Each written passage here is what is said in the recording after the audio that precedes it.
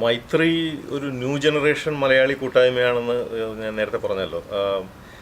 അതിലൊരു പണ്ടൊക്കെ എന്ന് പറഞ്ഞു കഴിഞ്ഞാൽ ഒന്നിച്ച് കൂടുക, അടിച്ചു പൊളിക്കുക, എല്ലാവരുടെയും കോമൺ ഇൻട്രസ്റ്റായ ഒന്നുകിൽ ഭക്ഷണം, അല്ലെങ്കിൽ കള്ള്, അല്ലെങ്കിൽ കൊമേഡിയൻസ്, സിനിമാക്കാർ, ഡാൻസുകാർ, ഇങ്ങനെയുള്ള ഒരു സംഭവം മാത്രമേ എല്ലാവരെയും തമ്മിൽ യോജിപ്പിക്കുന്നതായിട്ടുള്ളൊരു കാര്യമുള്ളൂ. പക്ഷേ ഫാമിലി മെമ്പേഴ്സോട് കൂടിയിട്ട് കുട്ടികളുടെ എല്ലാവരുടെയും നല്ല പാർട്ടിസിപ്പേഷനോട് കൂടിയുള്ള ഒരു പ്രോഗ്രാം, അതേപോലെ തന്നെ വളരെ പേഴ്സണലായിട്ടുള്ള നെറ്റ്വർക്ക്, അതിലും ഏറ്റവും ഉപരിയായിട്ട് ഈ ഒരു ഒന്നിച്ച് ചേരുക, അതേപോലെ തന്നെ അടിച്ചു പൊളിക്കുക എന്നുള്ളതിൽ അപ്പുറം giving back to the society which made us what we are today, അങ്ങനെയുള്ള ഒരു സോഷ്യൽ റെസ്പോൺസിബിലിറ്റിയെ അഡ്രസ്സ് ചെയ്യുന്ന കൂട്ടായ്മകൾ വളരെ വിരളമാണ്. സോ മൈത്രി അതിൻ്റെ അകത്തൊരു വളരെ ഇമ്പോർട്ടൻ്റ് ആയിട്ടുള്ള സ്റ്റെപ്പ് എടുത്തു എന്നാണ് ഇത്തവണത്തെ കൂട്ടായ്മ കണ്ടപ്പോൾ എനിക്ക് തോന്നിയത്. Voice of a child is a very interesting programme.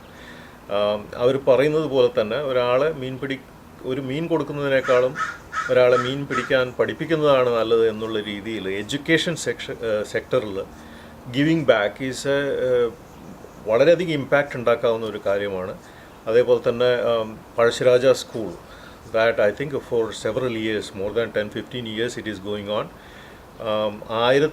ആയിരങ്ങളോളം കുട്ടികളെ പഠിപ്പിക്കുകയും സെവറൽ ഓഫ് ദം 10ാം ക്ലാസ് പാസ്സായി ഹയർ എഡ്യൂക്കേഷനിലേക്ക് പോവുകയും ചെയ്യുന്ന, പഠിപ്പിക്കൽ മാത്രമല്ല, വിദ്യാഭ്യാസം മാത്രമല്ല, താമസം, അവരുടെ വെൽബീയിങ്, അവരുടെ കളരി, അതുപോലുള്ള കാര്യങ്ങൾ, യോഗ, അതുപോലുള്ള കാര്യങ്ങൾ പഠിപ്പിക്കുന്ന വളരെ നല്ലൊരു ഇനീഷ്യേറ്റീവാണ്. അതിൻ്റെ ഒരു ഫ്രണ്ട് ഫേസ് എന്ന നിലയിൽ voice of a child is a great place to start such a initiative.